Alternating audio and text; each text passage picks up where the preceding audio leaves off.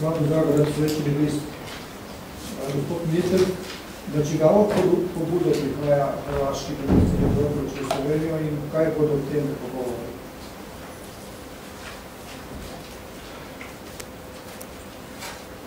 Jaz sem, kot vi veste, povabil ministra najprej v Slovenijo, da se srečala enkrat na neki konferenci v Münchnu, v Nemčiji, in takrat se dogovorila, da se ponovno srečava. V času predsedovanja je bilo zelo malo terminov na razpolago, tako se srečujeva zdaj v začetku julija. Teme pogovora bodo pa mnoge in zanimive in bistveno pa bo najbrž, da se dobro spoznava in da odstraniva, če je mogoče, z tega prizorišča naših odnosov kakšne nesporazumevanja. Če se razumel, to bo spoznavno srečanje, ne pa konkretno srečanje? Ne, tisto, kar sem hotel reči, sem rekel. Še kaj? Hvala. Izvolite. Sem Katarina Lukas, za Mađarstvo, dopisnica Mađarstva. Mene zanima, gospod Rupel, glede tega, da res mislim, da Slovenija zelo dobro opravila svoje delo v okviru predsedovanja. Kako vi gledate, zdaj imate velike izkušnje na to, da so pogovori za Unijo za Sredozemlje in vzhodno partnerstvo, ali je to mogoče ena poteza, da bi Evropska skupnost ne bi več bila tako trdna, kot je mogoče zdaj, da bi se nekako razvodenila ta njena moč, a je to nekako v tem pravcu. Hvala lepa. Hvala lepa. No, Evropska unija je postala neka zelo velika organizacija. V Evropski uniji nas je skoraj 500 milijonov. Jasno je, da ima Evropska unija zunanjo politiko. Ta zunanja politika ima svojo zahodno dimenzijo, odnosi s državami Amerike, Latinsko Ameriko, torej Kanado in tako naprej, smo skupaj v NATO in tako naprej. Ima svojo južno dimenzijo, to se pravi Sredozemlje, ima svojo vzhodno dimenzijo.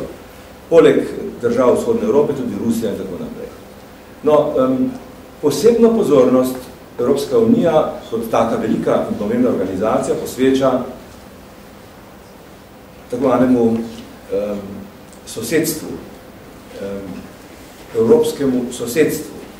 V politiko evropskega sosedstva spadajo države, kot je recimo Ukrajina, in seveda tudi kavkaške države.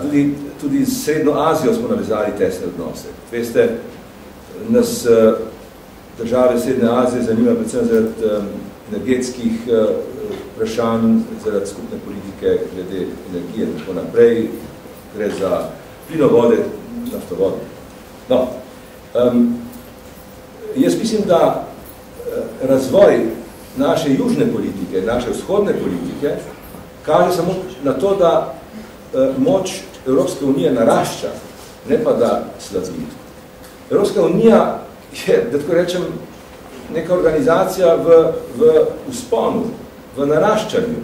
Mi imamo vedno več, rekel, interesov zunaj same Evropske unije in jaz mislim, da sta obe ideji, tako francoska kot poljsko-švedska, izredno dobri, da sta izredno pomembni za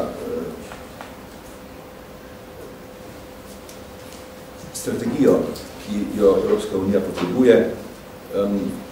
Glede vzhodne dimenzije, ne rečem tudi to, da je v tem trenutku posvečena sosedom.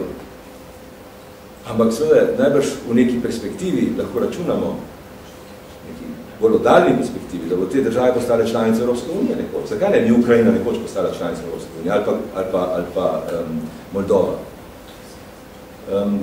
Ker zadeva našo južno dimenzijo, pa natančno veste, da evropejstvo, evropska kultura počiva na izročilu Sredozemlja, tu se je evropstvo začelo in to je prostor našega življenja, ne toliko, čeprav tudi gospodarskih interesov, ampak preko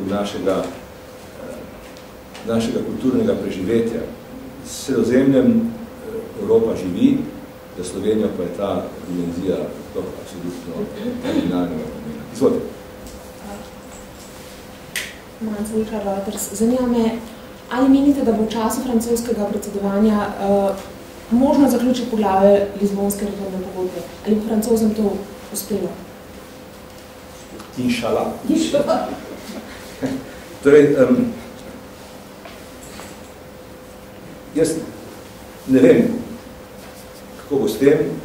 Dejstvo je, da so Francozi precej obremenjeni s vprašanjem reševanja zapletov po irskem referendumu. Oni imajo določene, kako ne rečem, radikalne ideje tudi v zvezi s tem, pa najbrž tudi kakšne rezervne scenarije. Mi bomo slišali irske prijatelje oktobra in potem bomo videli, kako naprej. Zdaj, vi poznate tudi druge koledarje. Junija meseca prihodnje leto so volitve za Evropski parlament. In želimo si, da bi bilo mogoče te volitve izvajati že v skladu z novo pogodbo, če bi nam uspelo na nek način te zaplete rešiti. Drugač pa je zadrega velika. Zadrega je precejšnja. Sami ste spremljali izjave državnikov, kot sta nemška kanclerka in francoski predsednik, ki pravita, da bo težko nadaljevati širitve in s temi procesi, ki sem jih malo prej omenil, dokler ne bo rešeno vprašanje Lizbonske pogodbe.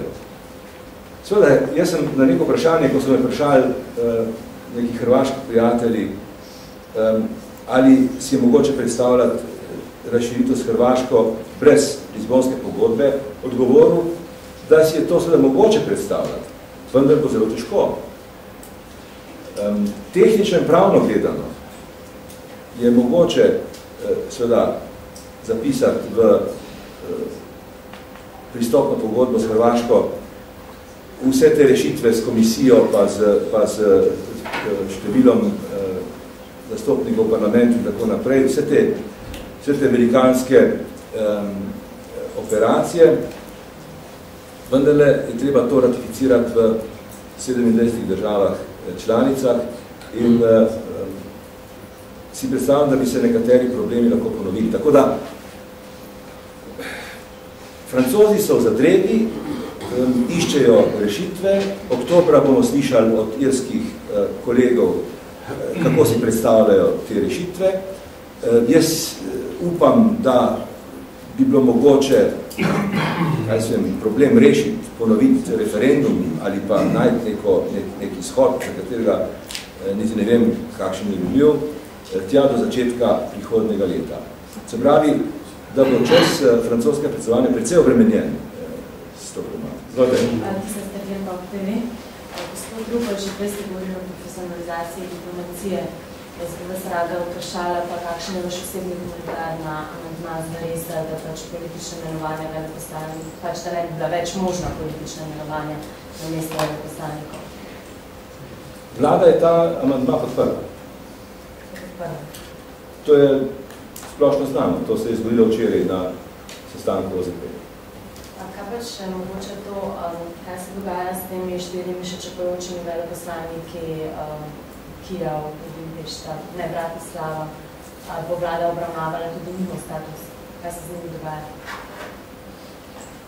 Vlada ima polna pooblastila in pač počne vse tisto, kar mora početi, kadar potečejo roki, mandati, je potrebno najti nove rešitve in seveda bomo te nove rešitve našli in predlagali.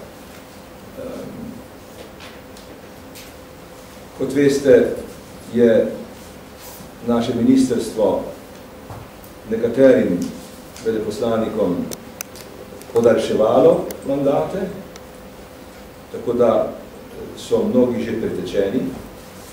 zaradi predsedovanja, ker nismo želeli, nekateri so se mandati končali sredi predsedovanja ali pa na začetku predsedovanja in seveda nismo želeli torej, ustvarjati nobene zadrege na tem področju in zdaj pa bo treba te stvari urediti. Hvala lepa.